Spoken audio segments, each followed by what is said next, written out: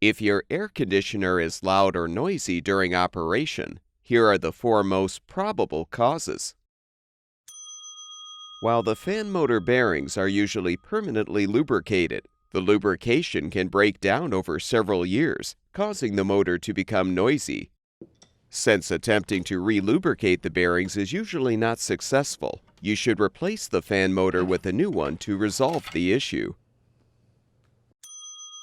A damaged fan blade could also result in noisy operation, especially if the part is rubbing against the fan housing. If the blade or blades appear damaged or are coming into contact with the housing, you can often replace the blade independently of the motor.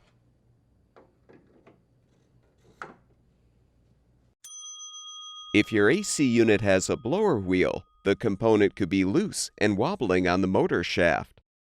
For some models, you can try tightening or replacing the blower wheel set screw, but you may need to install a new blower wheel to solve the problem. The compressor, which pumps refrigerant through the condenser and evaporator coils, can become loud or noisy as it ages, although the part can still function sufficiently for years after becoming noisy. Since a new compressor will need to be installed by a licensed technician, it's usually not cost-effective to replace this part. All of the parts shown in this video are available on our website.